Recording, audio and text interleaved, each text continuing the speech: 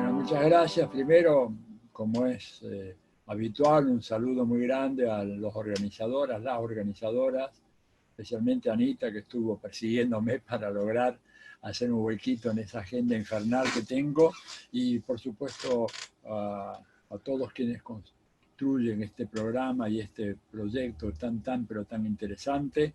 Así que quería primero expresar ese agradecimiento y a todas, todes y todos los que están mirándonos en este momento para, bueno, pensar juntos algunas cosas en relación a este mundo que ya se nos vino encima, no es que se nos va a venir, es un mundo que de repente ha cambiado de la noche a la mañana. Si a nosotros, a ver, a mediados de febrero nos hubieran dicho que no íbamos a poder ir más al cine por ahora, ni a un teatro, ni a un espectáculo, ni a un recital, ni a una cancha de fútbol, ni viajar en subte, ni eso, ni que teníamos que quedarnos en casa y que no podíamos salir, hubiéramos pensado que era un chiste de mal gusto, una amenaza absurda, que eso no podía ocurrir, y sin embargo, de manera brutal, de la noche a la mañana, eso que era impensable, ¿verdad? Es decir, reducir una violenta privatización de nuestra vida social, quedarnos en casa y cuando salimos hacerlos protegidos con tapabocas, mascarillas o lo que sea, y tomar unos cuidados tremendos y lavarnos permanentemente las manos y básicamente guardar la distancia mínima, mínimo 1,5 metros, 2 metros, no saludarnos ya, olvidarnos de los abrazos, los besos, sacudirnos, estrecharnos las manos. Yo, como sociólogo, jamás anticipé que una cosa así iba a haber en el resto de mi vida. Y de repente, acá estamos, llevamos ya, ¿qué? 4, ya perdí totalmente noción, si son 4 meses, 5 meses, estoy ya instalado acá en mi estudio, casi no he salido, salvo un par de visitas médicas que tenía que ir impostergables, pero bueno, esto evidentemente se va a terminar, o sea, no es que por siempre vamos a estar así. Lo que pasa es que el retorno probablemente no sé si llamarla la normalidad anterior, porque yo creo que esa normalidad va a ser difícil volver, pero que podamos de alguna manera regresar a decir, bueno, esta noche voy a ver un concierto, voy a estar en una sala de espectáculos junto con 3.000 personas, así hombro con hombro, y nos va a llevar un tiempo antes de que esto se pueda hacer, primero que se pueda, que tengamos las autoridades, la autorización, que nos den las autoridades de salud para una cosa así, y en segundo lugar que nos atrevamos, que nos animemos, porque se dice muy fácil ahora. Aún con la vacuna, que ya antes de aparecer hay muchas discusiones sobre la eficacia que pueda tener la vacuna, etcétera, aún así lo vamos a pensar varias veces. Y vamos a tener actitudes de mucho recelo hacia terceras personas, con las cuales podemos encontrarnos a veces en la calle, o gente que es amiga o conocida, que antes la recibíamos y tomábamos un café juntos, nos íbamos a tomar un café tranquilos, o a cenar, o a almorzar, o no sé, a ver algún espectáculo juntos. Me parece que eso, evidentemente, acá hay un trauma, y acá hay varios psicoanalistas, psicólogos, no voy a meterme en eso, pero hay un trauma real. Nuestra vida tradicional, la que hemos llevado desde que hemos nacido, ahora se ha visto profundamente alterada. Entonces yo digo, bueno, esto va a pasar, pero creo que la manera racional y productiva de enfrentar todo esto, no cayendo en la ingenuidad, la cosa alegre de decir, sí, bueno, en cuanto se termine esto, ya al día siguiente vuelve todo, no, va a demorarse mucho más. Esto es un proceso que puede llevar algunos años, ¿verdad? Y que tenemos que prepararnos para eso. Primera cuestión, ¿verdad? Un cambio muy fuerte en esas formas de sociabilidad, muy doloroso además. Yo personalmente estoy muy dolido por eso, muy dolido por el hecho de que yo soy una persona que siempre ha estado en vínculos sociales muy intensos, permanentes, ¿verdad? Aquí y en el exterior, y bueno, y ahora nada. Es decir, mi vínculo con ellos se produce a través de esto. Y bueno, si bien es menos que nada, es mejor que nada, pero no es lo mismo. Lo segundo, creo que tenemos que prepararnos para dar una gran batalla para que en el contexto de esta crisis no perdamos muchos derechos y conquistas sociales que hemos adquirido. Y yo creo que hay que estar muy alertas en ese sentido, porque cuando uno mira los documentos y las orientaciones y los pronósticos que hacen los personeros de la derecha a nivel mundial, estoy hablando, no estoy hablando de la gente, los divulgadores de acá que realmente no merecen ningún respeto, pero digo, pensemos en los que están realmente, por ejemplo, el equipo o los tanques de pensamiento que están vinculados al Foro Económico Mundial de Davos, al grupo de Bilderberg, a todos estos grandes conglomerados que asesoran al empresariado mundial. Bueno, ellas tienen muy claro de cuál es la salida de todo esto.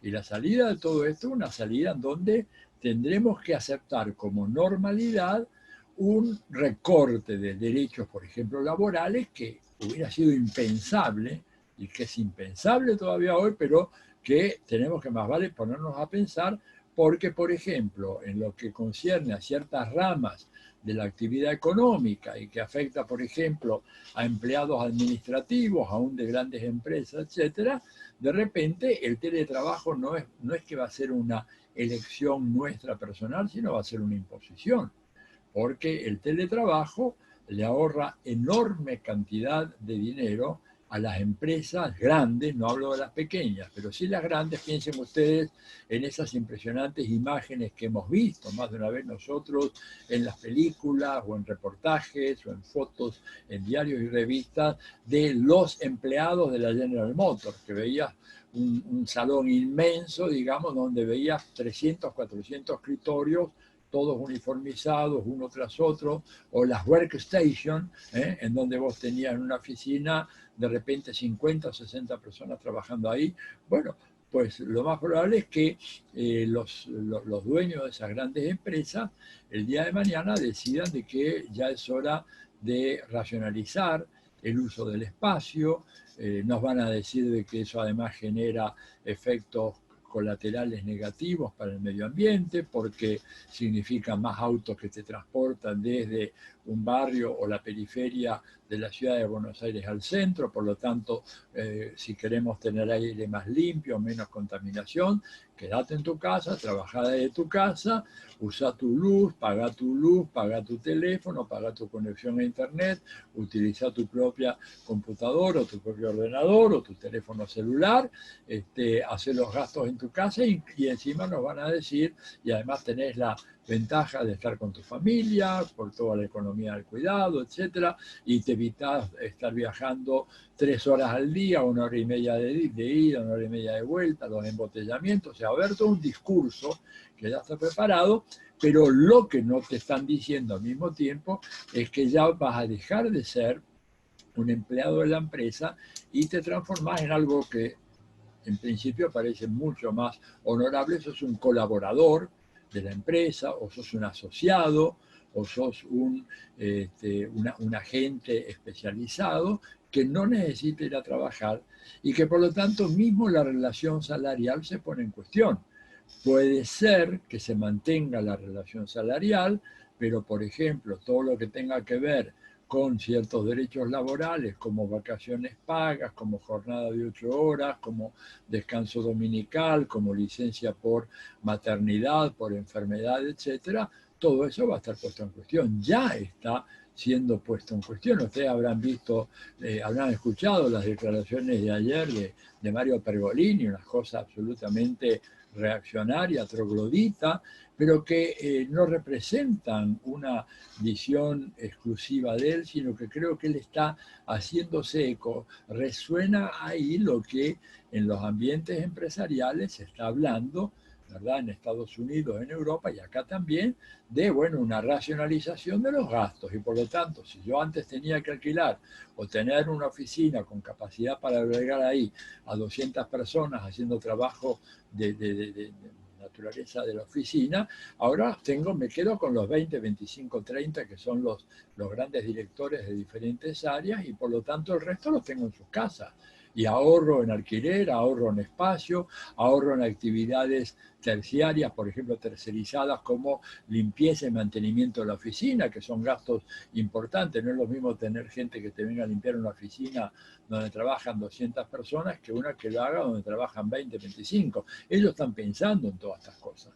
¿verdad? Entonces, esto, evidentemente, hay una amenaza muy fuerte, y si no estamos muy bien organizados y salimos con mucha fuerza a defender los derechos, esos derechos los van a borrar. O sea, la precarización, ¿no es cierto?, va a aparecer ya como la norma cuando antes aparecía más bien como la excepción, como un desvío aberrante de una norma. Y esto me parece que es algo que hay que tener muy, muy en cuenta. Hay todo un cambio muy fuerte, ¿verdad?, en la medida en que además el capitalismo se va inclinando, se ha venido inclinando de manera muy, muy marcada en los últimos tiempos a favor de la especulación financiera y aquello que se llama una economía digital, lo que produce, ¿verdad?, necesariamente una modificación en la relación entre patronos y empleados, entre patronos y obreros. Y de repente las firmas que llevan el bastón de mando en el proceso de acumulación capitalista a escala mundial ya no son las grandes empresas productivas del pasado. Si uno, por ejemplo, yo he hecho este ejercicio en unos cursos que estuve haciendo online, hace 20, 25 años, cuando uno hablaba de grandes empresas, y las que de alguna manera eran las que llevaban la batuta en el proceso mundial, estabas hablando de las grandes empresas petroleras, estabas hablando de las grandes automotrices, básicamente esos dos rubros, ¿no es cierto? Y algunos otros, por ejemplo, vinculados a la industria militar, fabricación de aviones, etc. Hoy en día, las más grandes empresas son todas las empresas que tienen que ver con la cuestión informática, las llamadas las grandes tecnológicas. Apple, Microsoft, Amazon, ¿verdad? Google y así. Ese tipo de empresas son hoy las que tienen un nivel de cotización en Wall Street infinitamente mayor que el que tienen las empresas que producen bienes. Esto mismo, Zoom, por ejemplo, Zoom era una empresa que tenía una buena cotización a mediados del año pasado en Wall Street, tenía una cotización emergente, pero que rondaba en torno a los 12.000 millones de dólares. Bueno, la cotización actual de Zoom está por encima de los 50.000 millones de dólares. En menos de un año, ¿verdad?, Zoom ha llegado a convertirse en una empresa que tiene una capitalización por la vía accionaria que es mayor que la que tienen juntos la Ford y la General Motors. La diferencia es que Zoom no produce nada más que el placer, bueno, que no es poca cosa, de poder comunicarnos y dialogar, pero digamos que bien, es decir, ¿quién puede decir que vive de lo que produce Zoom? Nadie. Es decir, Zoom no produce nada. Mal que mal, uno dice, bueno, la Toyota, la General Motors, la Renault producían un automóvil, te permitía salir. Las petroleras producían la nafta que te permitía cargar el combustible en un automóvil e irte. Zoom no produce nada. Otra empresa que vale todavía mucho más que Zoom es Uber. Y por eso se habla con mucho temor de la uberización del mundo del trabajo. Uber es hoy por hoy la empresa que tiene mayor número de supuestos empleados en el mundo. Tiene 980.000 aproximadamente, pero claro, enseguida, ojo, no son empleados de Uber. Cuando Uber dice, no, los empleados que tengo yo son un par de miles como máximo. Está operando en más de 100 países en todo el mundo, ¿verdad? Tiene cerca de 980.000 choferes que andan circulando por todas las ciudades del mundo, pero ninguno de ellos es un empleado de Uber. Jamás le vieron la cara, no saben nada de él, ¿verdad? Y Uber no está produciendo nada más que establecer un enganche comunicacional entre una persona que quiera desplazarse en una ciudad y alguien que está dispuesto a llevarlo.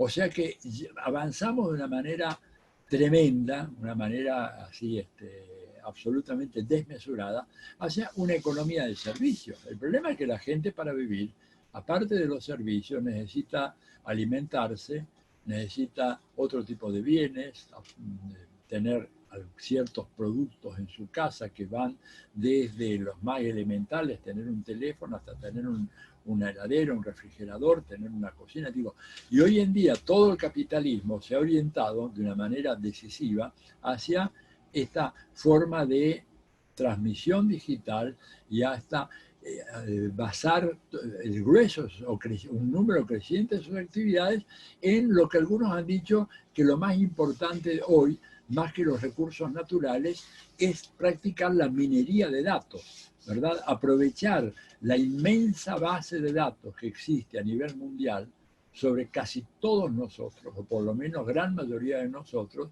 y a partir de hacer eso que ellos le llaman el data mining, o sea, la minería de datos, reconstruir perfiles a partir de algoritmos que permitan diseñar una estrategia comunicacional para inducirnos a consumir determinado tipo de bienes, adoptar un cierto patrón de consumo, un estilo de vida y, por supuesto, una preferencia política. Esto, digamos, me parece a mí que es algo que es un enorme desafío de cómo hacemos para controlar eso, cómo se controla todo aquello, ¿verdad? Pero los alcances de este fenómeno son alcances impensables, un poco desordenadamente, pero estoy tratando de poner sobre el tapete algunas ideas que me parece pueden servir para disparar una discusión. Entonces, volviendo al tema de la racionalización y de la conversión de los empleados en colaboradores o en asesores o como les quieran llamar, ¿verdad? Cuentapropistas asociados a una empresa. Por ejemplo, cuando antes tenían que tomar un personal más o menos calificado para una empresa grande, bueno, había una oficina de recursos humanos que empezaba a recibir currículum vitae, ibas examinándolo, iban viendo el perfil, etc. Hoy en día, yo he leído, por ejemplo, ese trabajo se ha reducido de una manera extraordinaria. ¿Por qué?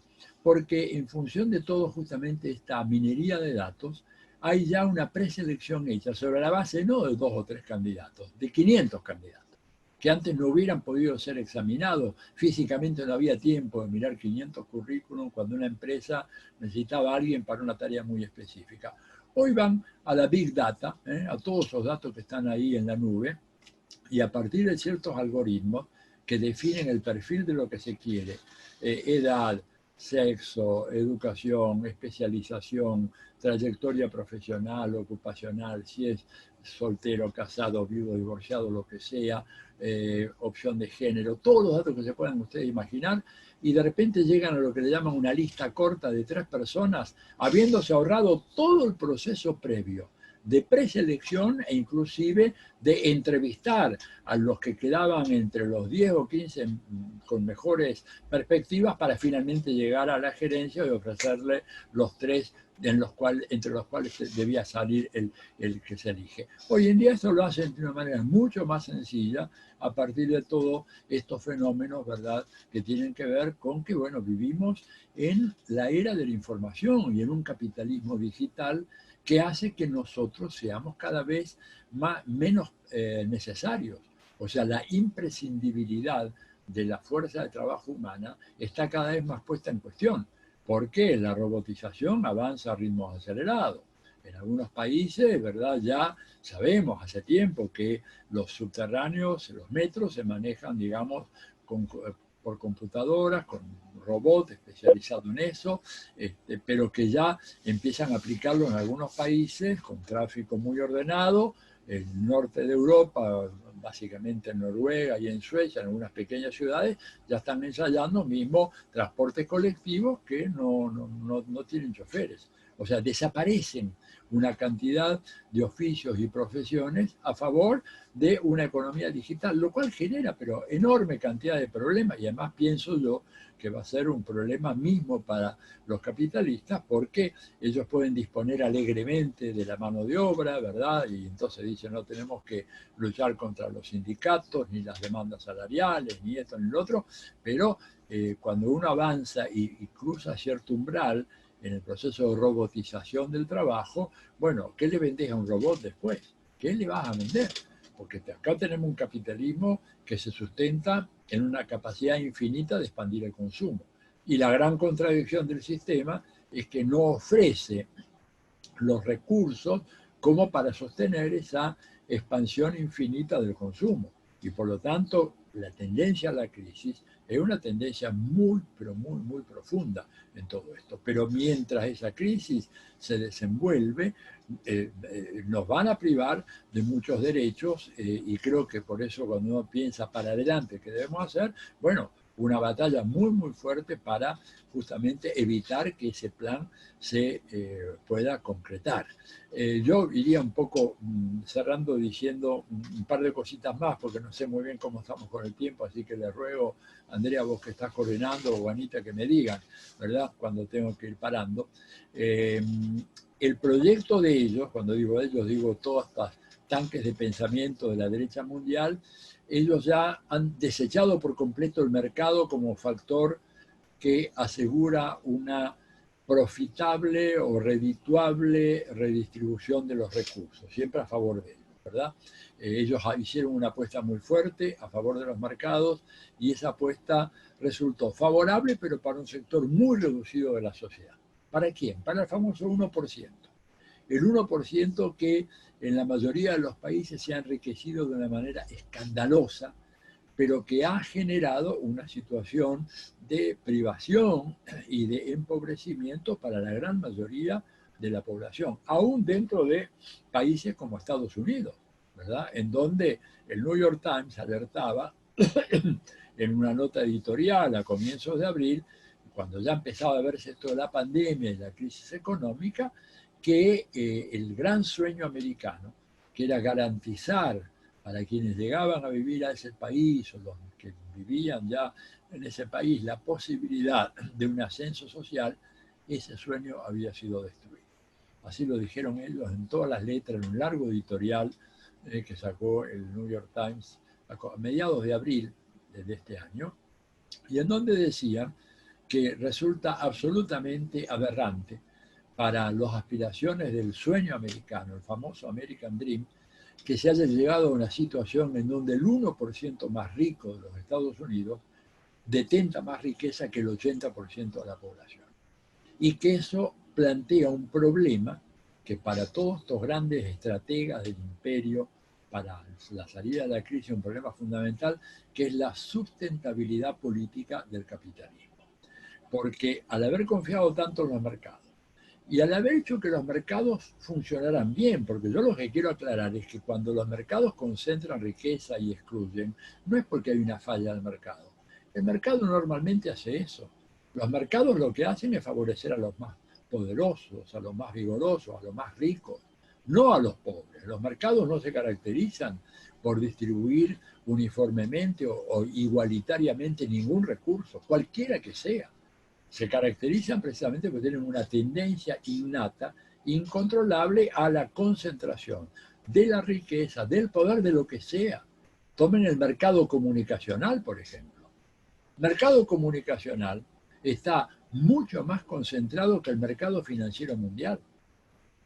Quienes controlan, ¿verdad?, las comunicaciones mundiales son un muy pequeño núcleo de gigantescas empresas con ramificaciones en todos nuestros países, en la Argentina, ramificaciones en los dos grandes oligopolios mediáticos de Clarín y Nación, pero que estos son apenas apéndices de los grandes, 5 grandes grupos que son los que dominan todo, prácticamente el 90% del flujo informativo que circula a nivel mundial. O sea, ¿fallaron ahí los mecanismos del mercado comunicacional? No, operaron como operan siempre, concentrando y excluyendo, concentrando y excluyendo. Entonces, lo que ellos dicen, que a la salida de esta crisis necesitamos un capitalismo guiado por el Estado. Así le llaman, state-led capitalism, capitalismo guiado por el Estado. Es decir, van a proponer un Estado fuerte, claro, porque tienen que hacerse cargo ahora de los costos inmensos de la pandemia. Esta gente pensó que con las políticas de austeridad iban a hacer que los estados capitalistas ahorraran mucho dinero, pero no se dieron cuenta en su momento que si algo pasaba, como una pandemia, que efectivamente pasó, los costos que van a tener que asumir son mucho mayores que lo que ahorraron ellos con las políticas de austeridad. Entonces, ¿qué están diciendo? Bueno, tenemos que reforzar los estados. Ellos mismos están diciendo algo que en este país es un anatema, ¿no es cierto? Tenemos que pagar más impuestos. Lo dice Bill Gates, lo dice Warren Buffett, lo dice la nieta de Walt Disney. Acaba de decir, es absurdo que estemos pagando los impuestos que estamos pagando nosotros. Tenemos que pagar mucho más. Pero claro, gente que tiene más de 100.000 millones de dólares en su cuenta bancaria, ¿cómo no va a poder pagar el 2%, 3%? Y no lo pagan. ni siquiera en los países desarrollados. Y acá hemos visto el escándalo que se armó por una muy modesta proposición de sacarle un poquitito de dinero, además apenas a los 12.000 más grandes fortunas del país, sin tocar, lo cual es un error, sin tocar la fortuna de las grandes empresas. O sea, hablando solamente de las personas, dejando de lado las empresas de esas personas. Bueno, sin embargo, se armó un escándalo tremendo. En los países desarrollados que están pensando a largo plazo la sustentabilidad del capitalismo, se dan cuenta que tienen los propios capitalistas que tienen que poner más dinero. ¿Más dinero para qué? Para darle sustentabilidad política al capitalismo.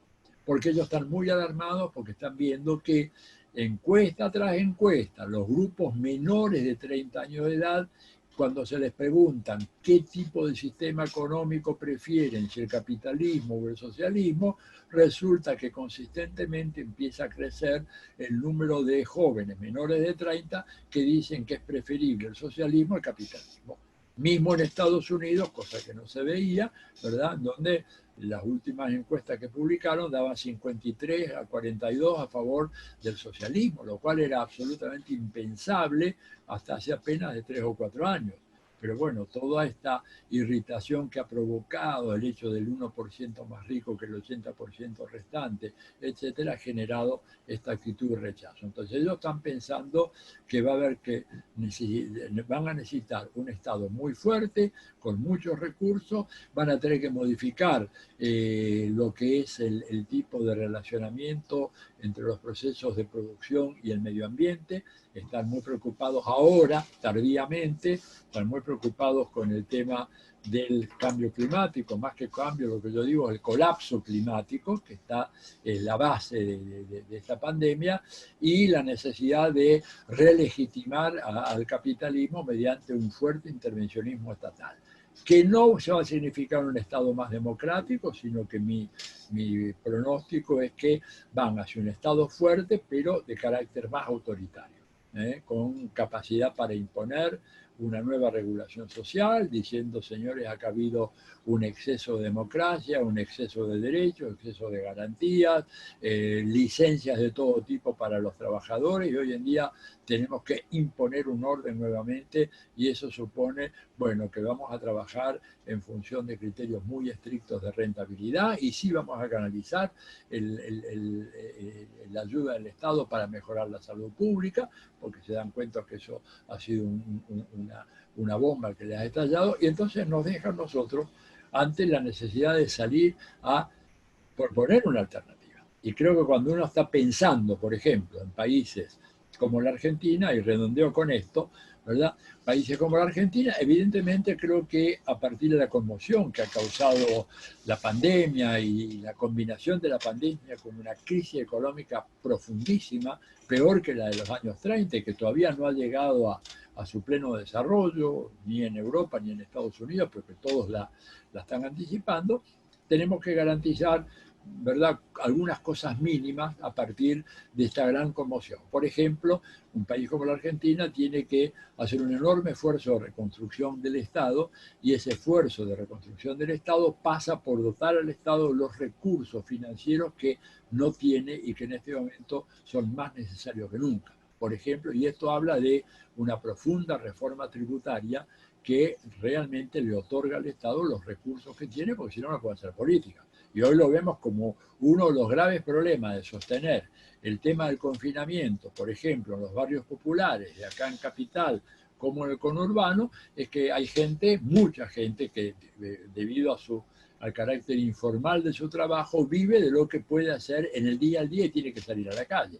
Y la ayuda del Estado, y quiero decir que la ayuda que está dando el Estado argentino es de lejos la más importante que se ha dado en el contexto latinoamericano, siendo importante, pero es insuficiente. No tengo que venir a fundamentar por qué es insuficiente cuando sabemos muy bien que con el IFE, más la AUH, más todo lo demás, difícilmente se logre realmente llegar al nivel de la línea de pobreza. ¿Y por qué eso? ¿Porque no hay voluntad del Estado? No, porque no tiene recursos. Este es el problema.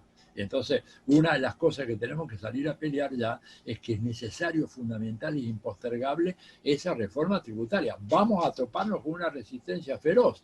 Y el hecho de la pandemia, que nos obliga a estar en la casa, nos debilita porque, claro, para que eso sea real, necesitamos tener capacidad de movilización y presencia callejera. Porque ninguna legislación va a salir si nosotros nos quedamos en nuestras casas. Pero por el momento no podemos salir, pero tenemos que prepararnos para salir cuando estén dadas las condiciones para impulsar, entre otras cosas, esta reforma tributaria, para impulsar la nacionalización del comercio exterior. A ver, no puede ser que en un país como la Argentina, que exporta promedio, digamos, tomamos los grandes números de los últimos 20 años, promedio de 65, 70 mil millones de dólares por año, ni $1 de esos que se exporta vaya a parar directamente a las arcas fiscales, salvo lo que se consigue a través de las retenciones, que es una parte menor. Prácticamente la minería no paga impuestos en este país, es más, recibe subsidios. O sea, cuando miramos los grandes rubros, hidrocarburos, minería y todo lo que sea la agroindustria, prácticamente el 95% o más de esa masa de dinero que se exporta de la Argentina queda en manos privadas. Y por lo tanto, y además hemos llegado al extremo que se ha venido corrigiendo en el gobierno de Cristina y después ahora, de que esa gente incluso antes decidía si el dinero que obtenido por las exportaciones los traía al país o no, lo cual es realmente una ridiculez gigantesca. Sin embargo, se hizo. Entonces tenemos que asegurarnos ahora, y yo creo que la fórmula es la nacionalización del comercio exterior. Una vieja política que utilizó el general Perón en su primer gobierno y que hoy en día es más importante que nunca. Y aparte, ¿verdad?, garantizar de que los servicios públicos no sean objeto de rentabilidad, es decir, no puede ser que el agua y su distribución, que la energía eléctrica, que el gas, mismo que el transporte que por carretera, peaje, etcétera, sean objetos de lucro. Digo, son componentes de los derechos humanos. Hoy, a comienzos del siglo XXI, ya estamos en otra época. ¿Verdad? Antes podía tal vez haberse discutido en el apogeo del consenso de Washington, pero se vio que eso tiene resultados criminales. Por lo tanto, tenemos que salir a discutir ese tema, plantear, ¿no es cierto?, claramente estas cuestiones, lo mismo que evitar lo que ha sido los horrores de la especulación financiera en la Argentina, con todo ese tema de los bonos, las especulaciones, etcétera, que generaron inmensas ganancias en el sector bancario y que no... Qué cagada, no se escucha nada. Perdón, inmensas ganancias en el sector bancario y que no produjeron, digamos, un rédito para las arcas del Estado. Y termino con este ejemplo nomás.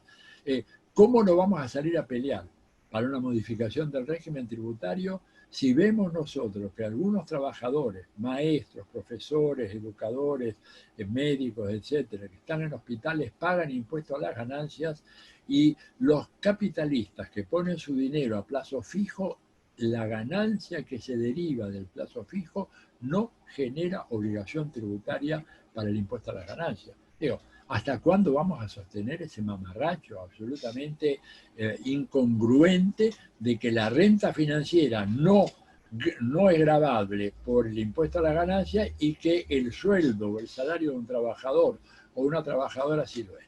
Ahora, todo esto va a requerir a nosotros un activismo muy fuerte y por eso la pandemia por ahora ha creado un paréntesis, pero ni bien esta pandemia permita que volvamos a salir y a juntarnos y etcétera, ver la manera de impulsar esta legislación que, caso contrario, ya lo vemos, el tema del aporte extraordinario a la riqueza, hace casi 3 meses que duerme en el Parlamento y que a través de diversas argumentaciones, etcétera, la oposición a este proyecto ha logrado que el proyecto creo que todavía ni siquiera tiene estado parlamentario. Entonces, esta es la gran tarea a hacer en cuanto tengamos la posibilidad de salir y tengamos el atrevimiento y la valentía de hacerlo, aún sabiendo que de repente pondremos nuestra salud en riesgo. Bueno, yo lo dejaría aquí, ha sido más que excesiva esta charla, así que escucho los comentarios y espero a Aurora que anda por ahí a ver si resolvió lo suyo. Aurora, ¿estás, no? Sí. Hola, hola a todos. Sí, finalmente pude. Bueno, Atilio, Bien. voy a retomar. ¿Se escucha bien ahora? Dígame que sí, por favor. Sí, sí. Bueno, voy a retomar algunas de las cuestiones que muy bien has planteado. Me parece que la pandemia tiene muchas cosas para decir, algunas cosas nuevas y otras que se presentan como novedad en algunos cuadros de época que están repetidos, ¿no?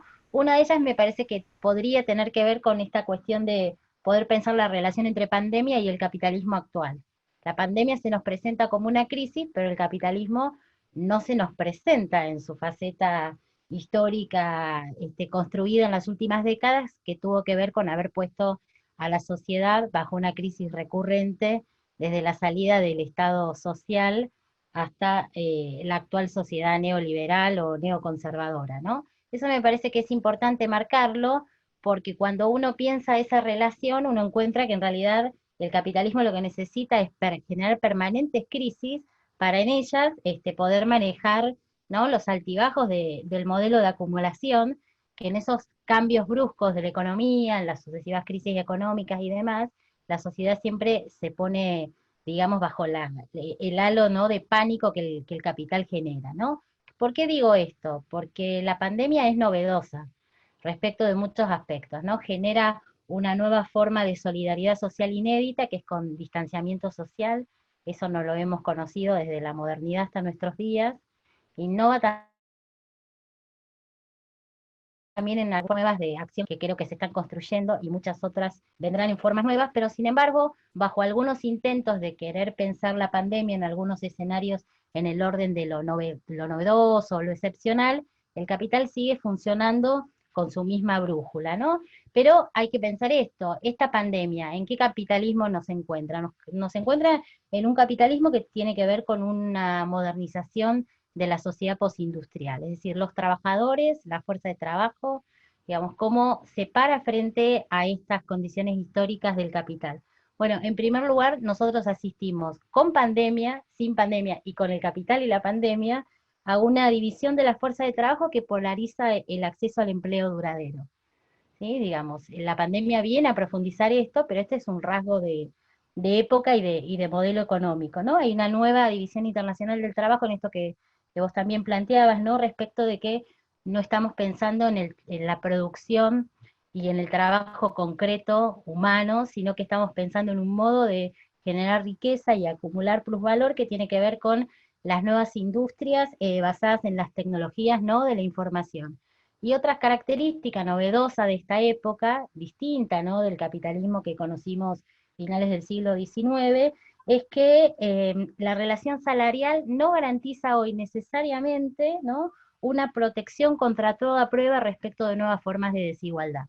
Eso me parece que es un rasgo que estaba presente, pero la pandemia lo pone sobre la mesa. Y respecto de eso me parece que es interesante, ¿no?, para discutir que mientras ocurre todas estas cuestiones, ¿no?, se nos trastoca la vida cotidiana y asistimos azorados, digamos, al devenir de los días que están por venir, el capital sigue su dinámica y sigue, por ejemplo, su dinámica, ¿no?, en una actual guerra comercial entre Estados Unidos y China, que es lo que está tratando de hacer Estados Unidos, es neutralizar el liderazgo chino respecto de actividades económicas que estén orientadas a generar otro modelo de acumulación, ¿no? Invertir las bases, si se quiere, del modelo productivo y de pensar otras condiciones respecto de la producción y el mundo del trabajo, ¿no? Voy a decir algunas solamente, por ejemplo, ¿no?, fabricación de teléfonos celulares, telecomunicaciones de quinta generación a través de inteligencia artificial, automotores eléctricos, energías renovables, ¿sí? Ahí se está discutiendo la base, ¿no?, de la nueva forma de acumulación. Sabemos que sobre eso va a haber un vencedor y un vencido, no sabemos cómo va a terminar, pero mientras la pandemia sigue girando, por lo bajo hay discusiones profundas respecto de la división social del trabajo, de cómo la conocimos y respecto de las coordenadas de cómo estamos pensando el capitalismo que conocimos y cómo estamos pensando un capitalismo, ¿no?, post pandemia. Hay sobre eso creo que un segundo nivel de análisis, y yo quise empezar por el lado de problematizar el modelo de acumulación. Todo modelo de acumulación tiene víctimas, ¿no? Entonces la pregunta es, ¿quiénes son las víctimas en estas condiciones, ¿no?, de pandemia? Ahí me parece que aparecen algunas cuestiones interesantes para pensar, y es que la pandemia nos pone frente a un escenario donde la fragilidad de la vida se hizo más concreto que nunca, siempre estuvo, ¿no? Pero, digamos, se nos pone como algo más cercano y más próximo, ¿no? Una amenaza que la sabemos, pero que está en términos, ¿no? De que hoy puede ser concreto, que la vida de cada uno de nosotros, ¿no? Esté en peligro.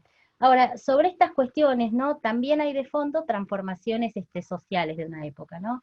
Va a haber un antes y un después seguramente de los efectos previos a la pandemia y posteriores a la pandemia. La pregunta es quizás, lo comparto como un comentario con todos los que estamos aquí en día 41, ¿no? Esta pandemia impacta me parece, de manera diferenciada sobre cuerpos específicos, cuerpos que están más vulnerabilizados, más precarizados, ¿no? Es decir, hay sujetos que son depositarios de una amenaza específica. Entre ellos, las mujeres, los migrantes, las personas que viven en situación de calle, los excluidos, los que en cuestión les en situaciones de salud mental, y por seguir así uno podría seguir nombrando infinidad de grupos sociales. Entonces hay acá también, frente a la pandemia, algo que me parece que está ocurriendo en el orden de una amenaza igualitaria, ¿no? Que tiene que ver con pensar que esta desigualdad aparece en condiciones totalmente desiguales respecto de realización del aislamiento. ¿Sí? No solamente la dimensión supraestructural del capitalismo en la pandemia, sino que cuando trasladamos esto al orden de nuestra vida cotidiana, hay un dramatismo particular en un sinfín de hogares que no tienen las condiciones mínimas para afrontar las situaciones, ¿no? de aislamiento social que la emergencia sanitaria requiere. Pero aparece ahí me parece importante plantearlo, ¿no? En esas situaciones de vulnerabilidad social, otros actores de agencia social que no son ni el Estado ni el mercado, y que son la comunidad y que son las redes de apoyo social, que muchas veces son invisibles y por donde también fluye buena parte de la acción colectiva, ¿no? Y ahí me parece que es importante pensar esto, ¿no? Como un lugar novedoso para situar otra forma de lazo social, ¿no? En condiciones críticas, porque estamos en una pandemia, estamos en una emergencia sanitaria, que nadie quiere decir cuándo termina, si es que termina, ¿no? Porque todos nos estamos proyectando un horizonte de proximidad donde poder ver el final, ¿no? de este marco de época. Ahora, lo que aparece acá de manera, ¿no? interesante es que estas redes comunitarias, estas ayudas sociales, estos trabajos que tienen que ver con la organización barrial y con la respuesta a necesidades concretas de supervivencia, aparecen marcando, ¿no? una respuesta frente a las políticas neoliberales, ¿no? Y en el caso argentino, me voy a limitar solamente al caso argentino, me parece que asistimos a varios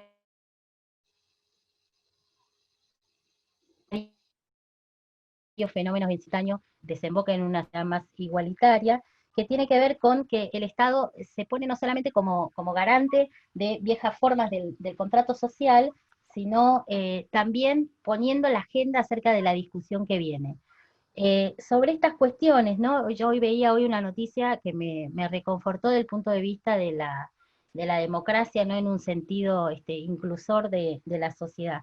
ENACOM, ¿no? El Ente Nacional de Comunicaciones, hoy repartió 26.000 tarjetas telefónicas para garantizar la comunicación de población que pertenece a la ciudad de Buenos Aires y a sectores sociales más vulnerables, justamente para garantizar en estas condiciones por lo menos comunicación telefónica, ¿no? Vía celular. Por supuesto que eso no resuelve las desigualdades estructurales del capitalismo, pero creo que nos acerca a la posibilidad de pensar que todas estas desigualdades, ¿no? que desnuda la pandemia desde el neoliberalismo, ofrece la posibilidad de ser pensados desde nuevos escenarios. Creo que el desafío por venir es inmenso en términos de si hay una posibilidad de reposicionar el rol del Estado como un rol garante. Coincido contigo en que no hay manera de pensar en la relación entre Estado y mercado. El mercado no está para garantizar el contrato social, esa es una función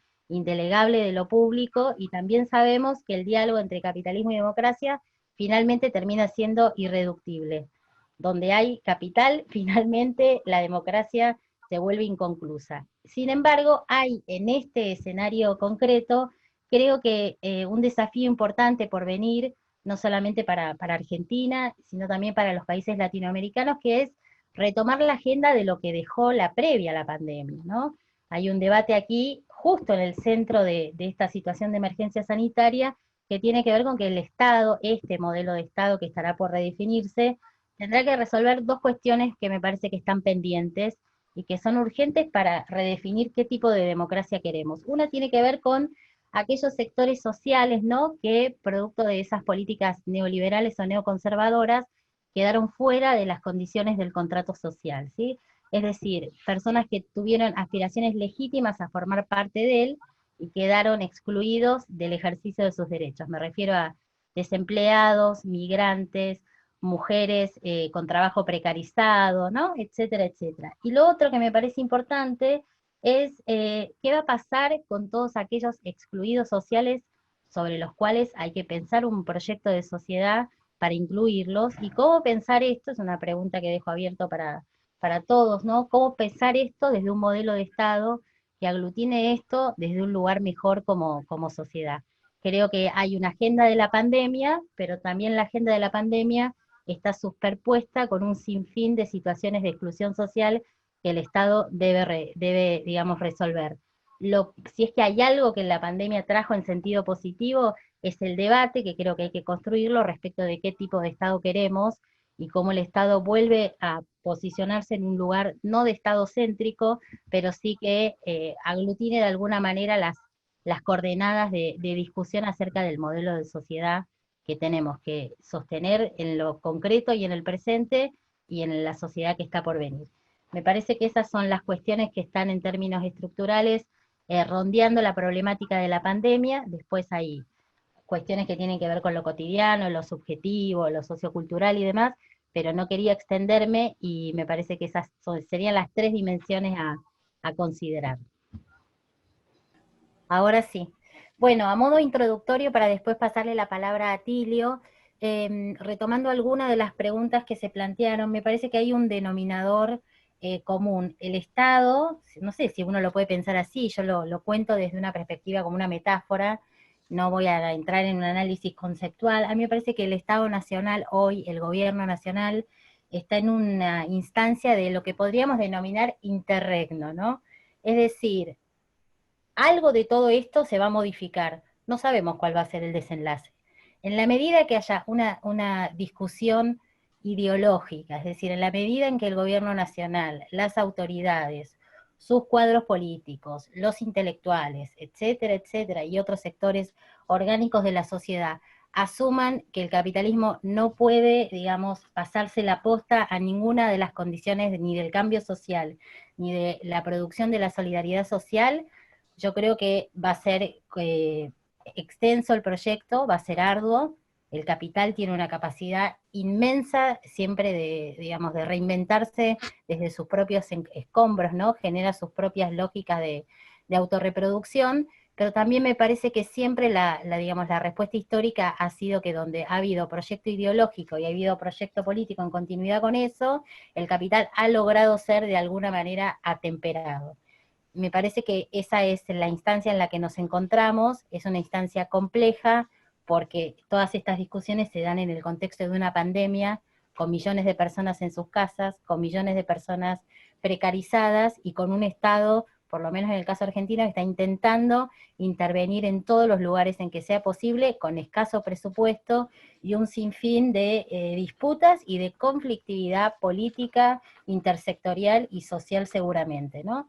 Entonces, me parece que lo que debemos hacer es al menos imaginar un ejercicio pensando nuevas formas de participación, nuevas formas de movilización, ¿no? En esta instancia de pandemia, y sobre todo, que me parece que es importante, ¿no? Empezar a pensar que quizás haya otros protagonismos nuevos, haya otros actores políticos junto a los actores clásicos, los sindicatos, los trabajadores, las universidades, etcétera, etcétera, y ahí pensar otras formas de inventar, otra manera de imaginar un Estado que nos garantice una visión y un proyecto de sociedad solidario, ¿no? E igualitario, al menos no como utopía del contrato social. Si hay una discusión ideológica y se reconoce esta cuestión de que el capital nunca va, digamos, a poner la ficha en el cambio social, ni en la posibilidad de una sociedad de iguales, yo creo que tenemos la posibilidad de hacer una experiencia histórica renovadora de la democracia latinoamericana.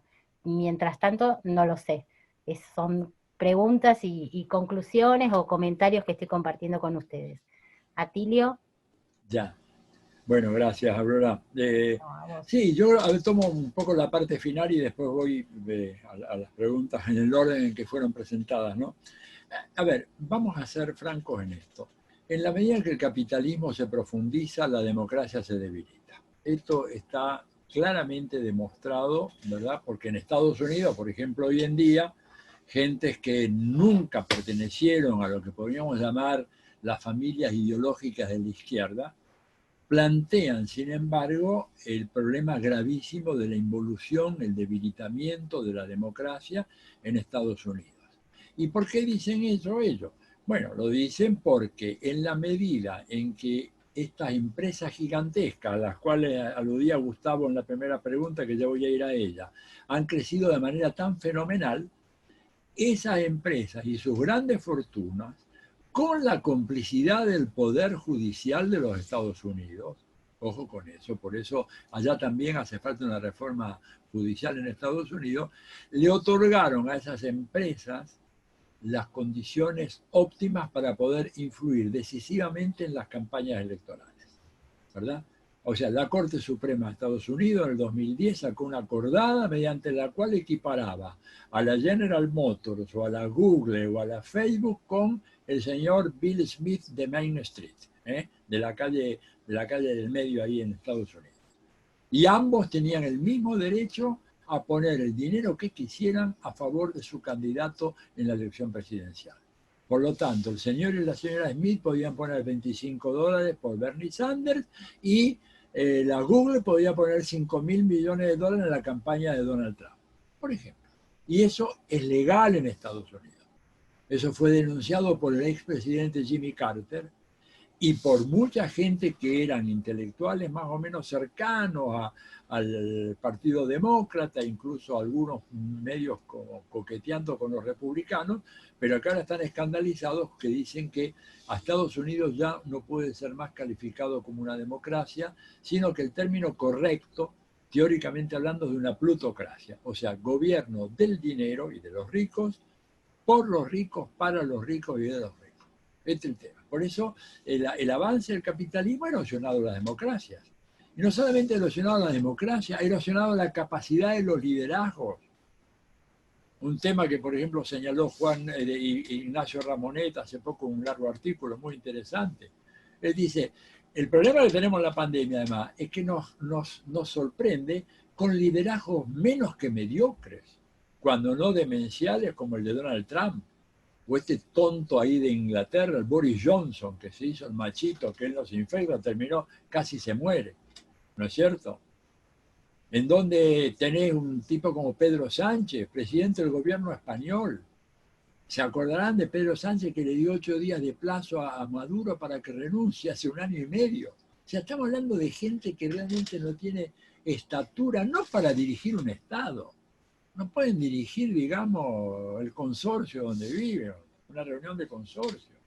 Y son jefes de Estado. A ver, yo creo que hoy en día, si uno hace un análisis riguroso, en Europa, sacando a Angela Merkel, después el resto es gente que realmente no tiene, pero no le llega ni a los talones a lo que se requiere para ser un estadista en una época tan complicada como esta. Entonces, lo que tenés es este progresivo vaciamiento de las democracias, y esto además se entiende por una razón muy simple. La democracia no es solo el acto de ir y votar, esto es una de las manifestaciones.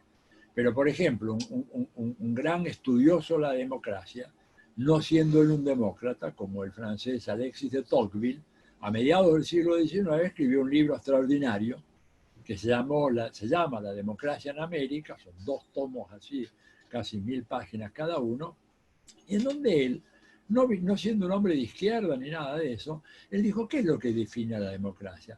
Y lo que define a la democracia es el predominio del principio de la igualdad. ¿Y qué es lo que define el capitalismo? Lo que define el capitalismo es el individualismo posesivo, el egoísmo y el sálvase quien pueda. El mejor llega y los otros quedan a la vera del camino. Entonces, son incompatibles. Digo, cuanto más avanza el capitalismo, la democracia que tenemos, cada vez se debilita más. Claro, alguien me podrá decir de ustedes, bueno, atención, fíjese lo que pasó a partir de la Segunda Guerra Mundial. Sí, ese fue el único periodo, ¿verdad? Periodo que va desde 1948 a 1973, fueron los 25 años gloriosos, como le llaman algunos autores, en donde sí efectivamente se pudieron hacer grandes avances democráticos. ¿A costa de qué? Y a costa de que había habido una Segunda Guerra Mundial, había más de 60 millones de muertos, lo cual originó una situación de escasez laboral que permitió, ¿no es cierto?, que los trabajadores podían presionar más sobre los empleadores. La guerra había movilizado a numerosas fuerzas de izquierda antifascistas que estaban ahí, que tenían una gran presencia, sobre todo en los estados europeos, y además porque todavía estaba la Unión Soviética, como un ejemplo que podía ser tomado por los trabajadores, diciendo, bueno, pero ¿por qué allá socializaron los medios de producción, la vivienda así, así, así, y nosotros acá no? Y ahí fue cuando el capitalismo admitió a regañadientes una cierta democratización. Cuando la Unión Soviética se vino abajo y el impulso de la posguerra se acabó, volvieron a las andadas a hacer lo que hacen siempre, que es explotar cada vez más a la gente con métodos más refinados y consentir una democracia en donde no se ponga en juego absolutamente nada. A ver, vamos a jugar a la democracia. Sí, tomemos el caso de Chile, como que siempre en las discusiones de la ciencia política en América Latina lo ponían como el caso ejemplar de transición exitosa hacia la democracia. Y ahora estamos viendo que era toda una fachada que se vino abajo por completo. Pero juguemos a la democracia, pero por ejemplo no tocamos ninguno de los privilegios de las élites oligárquicas de Chile. Entonces, claro, es muy fácil, y eso explica por qué en las últimas elecciones donde ganó Piñera, no fue a votar ni siquiera el 35% de la gente que podía haber ido a votar. O sea, ya a nadie le interesa. Ojo, y esto para los ideólogos del capitalismo no es mala noticia. Lo que ellos quieren es que participemos cada vez menos en política. Lo que ellos hacen es una campaña por la antipolítica, por alejarnos de la política, porque así ellos se encargan de la política y lo hacen para su propio beneficio. Entonces, yo creo que esa tensión está acá presente en este momento, que es un punto de quiebre en la historia. Entonces acá, concretamente, me preguntaba Gustavo, ¿esto puede dar lugar a una salida postcapitalista? Bueno, yo espero que sí. Yo espero que sí. Que no va a ser una salida socialista, porque no hay condiciones para eso todavía, pero sí que puede ser algo que nos encamine definitivamente en la dirección del postcapitalismo. Si podemos hacer un ataque coordinado, ¿verdad? Y después digo cómo, para, por ejemplo, garantizar de que temas tales como la salud no pueden ser más objeto de especulación mercantil y que no pueden ser bienes accesibles por la vía del mercado, sino que componen el repertorio básico de la ciudadanía y de los derechos humanos. Y por lo tanto no es algo que se consigue en el mercado, sino algo al cual todos tenemos derecho a una buena atención de salud. Y eso no es una meta imposible. Es algo que vamos a tener que pelearla, pero es algo absolutamente razonable, sobre todo después de la pandemia. Si salimos a decir, señores, no puede ser este escándalo de que las 5 más grandes industrias farmacéuticas del mundo tengan un nivel de ventas y de riqueza superior al del Producto Bruto de la mayoría de los países de la Tierra. O sea, están lucrando con nuestra salud, con los medicamentos que necesitamos. Y por lo tanto eso es inadmisible. Después de esta pandemia tendríamos que avanzar seriamente, si no en la nacionalización de las principales industrias farmacéuticas, por lo menos en establecer regulaciones muy, muy precisas que impidan de que los medicamentos se conviertan en objeto de lucro. ¿Verdad? Cuando ustedes habrán visto la película aquella de Michael Moore, en donde él lleva a estos ciudadanos americanos a Cuba y le dan toda clase de medicamentos, y dice, pero ¿cómo puede ser que acá los regalen o que cuesten 10 centavos de dólar? Si en Estados Unidos lo pago 50. Y entonces ahí la película Moore demuestra, bueno, pagás 50 porque estás pagando los sueldos del CEO, que son 5, 6, 8, 10 millones de dólares al año, estás pagando la publicidad, estás pagando un packaging especial, estás pagando tal y tal otra cosa. Como en Cuba no tenés que pagar nada de eso, el remedio te lo dan casi gratis. Entonces tenemos que avanzar en la nacionalización yo no digo de todas las ramas, pero o ponerle el cascabel al gato de la industria farmacéutica, porque si no vamos a estar en problemas. Y podés avanzar también en el tema de la nacionalización del sistema bancario. Digo, tenemos que nacionalizar el sistema bancario, no pueden ser que los bancos tengan estas ganancias exorbitantes. Entonces, todo eso es una salida que avanza en la dirección del postcapitalismo. Yo le he dado a llamar protosocialismo, ¿verdad? Pero me parece que esto está dentro del horizonte de lo posible. Y voy a la tercera de Facundo, después luego a la segunda. Facundo decía instrumentos. Tenemos instrumentos, claro. El instrumento fundamental para las clases populares desde Platón para acá, 2500 años, que te lo dice cualquier teórico, es la calle, punto. No son las instituciones, ni el Poder Judicial, ni el equilibrio de poderes, ni todo eso. Para el pueblo, que no tiene ni riqueza, ni poder, ni universidades, ni bancos, ni diarios, ni televisión, ni nada. ¿Qué es lo que tiene? El número, que tiene que ser organizado, y la capacidad de movilización y de presión. ¿Cómo cae, piensen un poquito, cómo cae la dictadura de Mubarak en Egipto? Que duró 30 años con apoyo de Estados Unidos, Israel, masacrando a la gente, etc. Bueno, cuando la gente un día se cansó, se plantaron en la plaza central del Cairo durante casi 2 meses, 500.000 de personas, y eso no hay gobierno que lo resista, por autoritario que sea, aunque el primer día venga, metralle, le dispare a los ojos, como hacen en Chile, ¿verdad?, los carabineros, pero si nosotros logramos, una vez que termine la pandemia esta, salir a la calle y presionar para que el Congreso diga, señores, ustedes tienen que aprobar esta ley hoy. Y la tienen que aprobar y la discuten sobre tabla porque de acá no se mueve nadie. 500.000 de personas en Plaza de Congreso y unos 200.000 más en Comodoro Pi. ¿Saben cómo se arregla esto? Pero al toque, volando. Lo que pasa es que si no hacemos eso, vamos a confiar en el rodaje de las instituciones, el informe, estado parlamentario, primer despacho de comisión, segundo despacho, reunión del plenario, conseguir el quórum, etcétera, ese dinero no va a llegar nunca.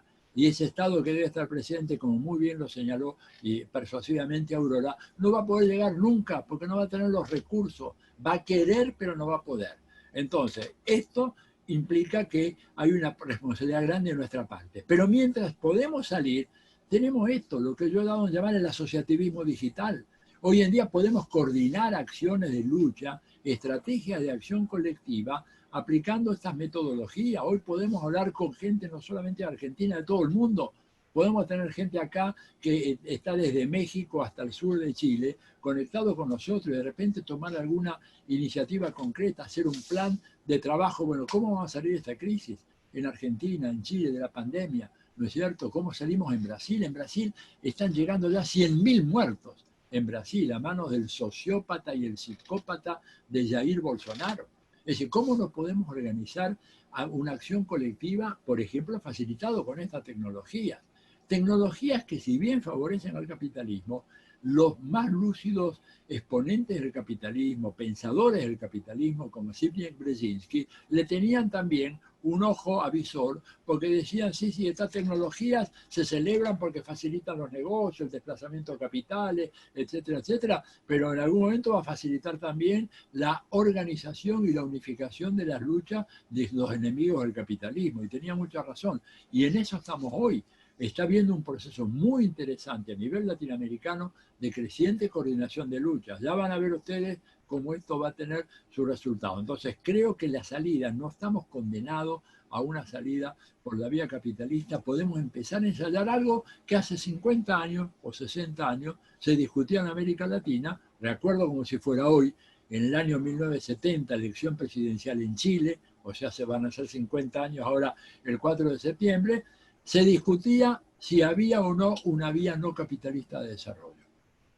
Y el planteo era un planteo serio y fundado, y se demostraba que efectivamente no solamente que había una vía no capitalista, sino que esa vía era mejor desde el punto de vista social y desde el punto de vista ambiental.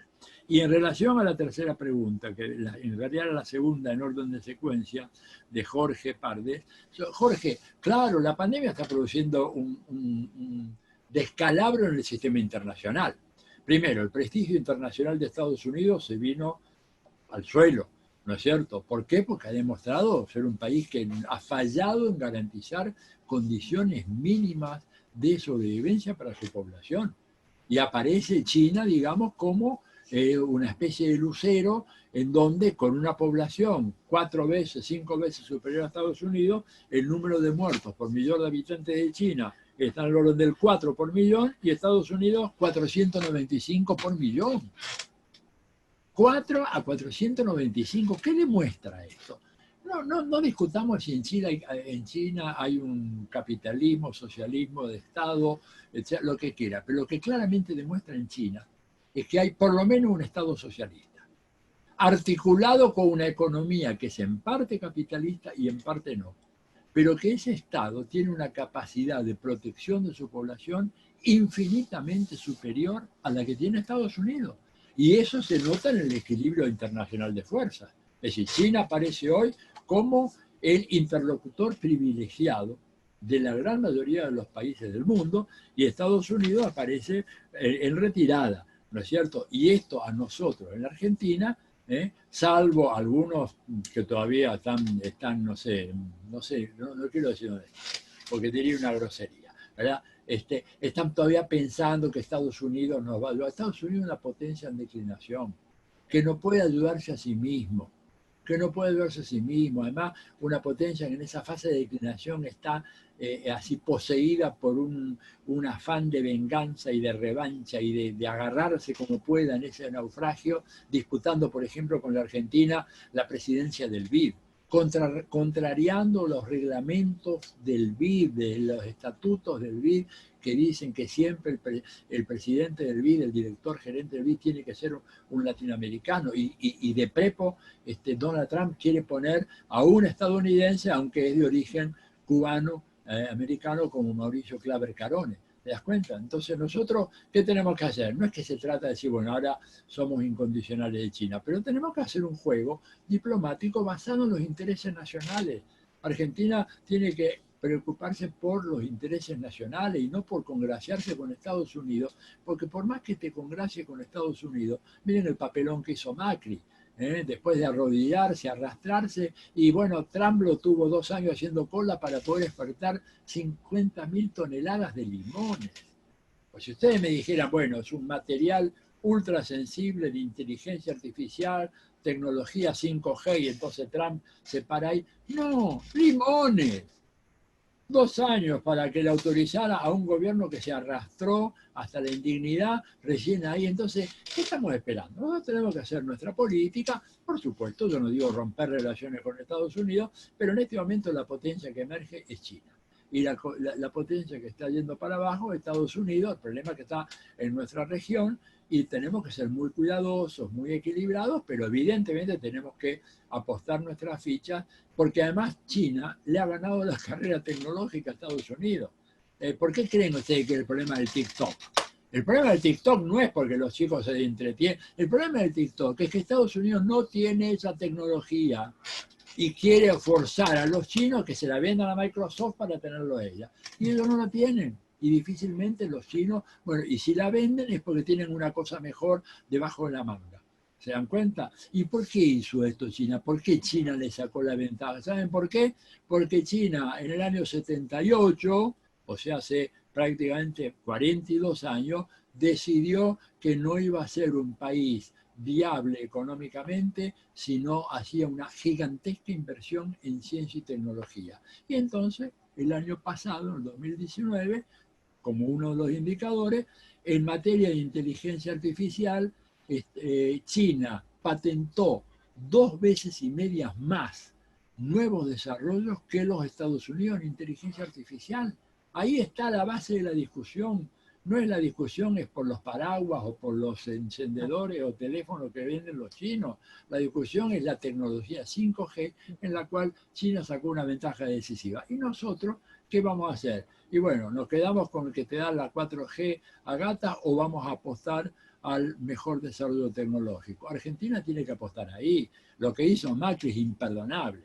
Las 2 centrales, aquellas hidroeléctricas de Santa Cruz, que las paró a partir de un diagnóstico grosero de la realidad internacional, ¿verdad? de ignorantes, ¿no es cierto?, de no conocer la historia americana, de no conocer lo que dijo John Adams, el segundo presidente de Estados Unidos. Dijo, Estados Unidos no tiene amistades permanentes, tiene intereses permanentes, y estos pavotes van ahí pensando de que sí, ahora somos amiguitos de los Estados Unidos, nos van a colmar. Estados Unidos no colma a nadie de beneficio ni regala absolutamente nada. Los chinos tampoco, pero hay una diferencia fundamental.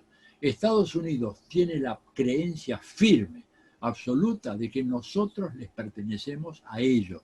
A mí me lo han dicho en seminarios internacionales, hablando de América Latina, de repente me dicen, pero usted se olvida de you belong to us, de que ustedes nos pertenecen a nosotros. Así, esa caradurez, ¿no es cierto? Y me dicen, porque estamos en la misma gran isla americana, por lo tanto acá, ustedes, you belong to us, ustedes nos pertenecen a nosotros. O sea, la presunción hegemónica de la doctrina Monroe es fundamental para enviciar y envenenar las relaciones entre Estados Unidos y América Latina. Los chinos no tienen esa presunción de ninguna manera, ni siquiera en su área de influencia. Por eso ellos son duros comerciantes, o sea, no es que el chino te va a regalar absolutamente nada, ¿verdad? Porque ellos inventaron además el comercio internacional. Cuando los europeos andaban semidesnudos matándose con piedras, los chinos ya tenían papel moneda y todo, hace 1000 años. ¿Verdad? No te van a regalar nada, pero no van a querer poner 100 bases militares en América Latina como hicieron los americanos. Ni te van a querer apretar con el Fondo Monetario ni nada por el estilo. Entonces nosotros ahora tenemos ante este cambio en las relaciones de poder, el cambio en el trípode dominante, y acá cierro, ¿verdad? El trípode dominante antiguo, ¿cuál era? Estados Unidos, Unión Europea y Japón. Unión Europea cayéndose vertiginosamente por la vertiente. El Japón fundido. El Estado japonés, para que vean que nosotros no estamos tan mal, tiene una deuda pública que es 2,5 veces el Producto Bruto de ese país. La Argentina tiene una deuda pública que es del 85%. Para que se den una idea, Japón debe 3 veces más que nosotros en relación a su enorme Producto Bruto. ¿Verdad? O sea que Japón ya no corre en las lides, no gravita en las lides internacionales. ¿Cuál es la nueva tríada ahora? Estados Unidos, una potencia declinante, pero todavía muy fuerte, sobre todo en América Latina, y en segundo lugar China, y en tercer lugar Rusia. ¿Por qué Rusia? Porque tiene un desarrollo de la tecnología nuclear y misilística de primer orden, superior al desarrollo tecnológico misilístico de Estados Unidos. Por eso la respeta. Bueno, pongo fin acá por ahora. Gracias.